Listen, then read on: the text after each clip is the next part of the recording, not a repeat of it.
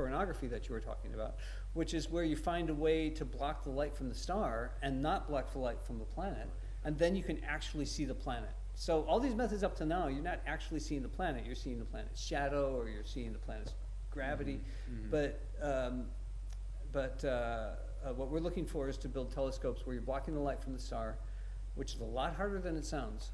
It'd be like taking this and putting it up right there. Yeah, well, if it were that simple, it wouldn't be that hard. So if it were enough to just put a little dot where the star is, we could do that. The problem is that when it would be a very small dot because the star is very far away, and so the star is really, really tiny. It's almost essentially a point.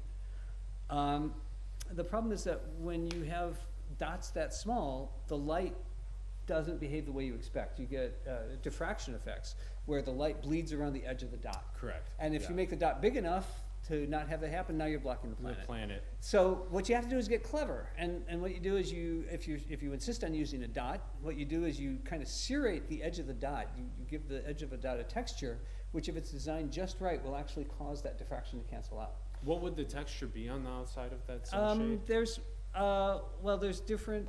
different approaches. Sometimes it's sort of a serration, like a serrated knife. Yeah. Sometimes it's a very complicated shape, where the light actually comes through the complicated shape.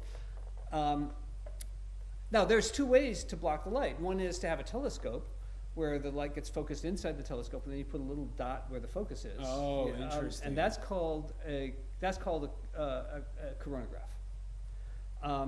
I'm actually involved. And the star shade is the other one? Yeah, the star shade. I'll get to that in a minute. Okay. So I'm actually involved in some of the design for next generation coronagraphs as a part-time these days. Nice. So that's very exciting. Yes. But that's still really hard to do, is getting the light in the telescope and blocking the light in the telescope. That's really hard to do. Because you're working with very, very tiny dots that have to be just right. It's really amazing how small these things are. Yeah. So some folks came up with this other absolutely crazy sounding idea, where what they do is, instead of a dot inside the telescope, you have your telescope over here, and then you have a shade that's way over there, and you line them up so the shade blocks the light of the star. But to have the shade block just the light of the star and not the light of the planet, these things have to be hundreds of thousands of kilometers apart, really far apart. Which means you've got to have them lined up really perfectly and keep them perfectly lined up. And then say you want to look over there, you've got to find a way to both do of this. them. It's crazy. It's so difficult to do that one. So it's crazy sounding, but it has tremendous, if you can do it, it's got tremendous advantages. And so both analyzing the composition of a planet, I mean, knowing if it potentially fosters life. Well, so the point of both of these methods is to see the planet, take pictures of the planet in color. Yeah. And if you can detect the colors of the planet, then you can measure its atmosphere. Yeah. Then you could look for the kinds of chemicals, like for example, oxygen is very suggestive of life. It's not completely definitive, but it's very suggestive that there's active life. If you can see oxygen in the atmosphere.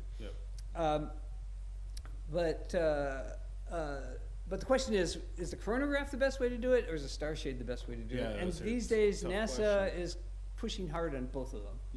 To figure it out. Yeah.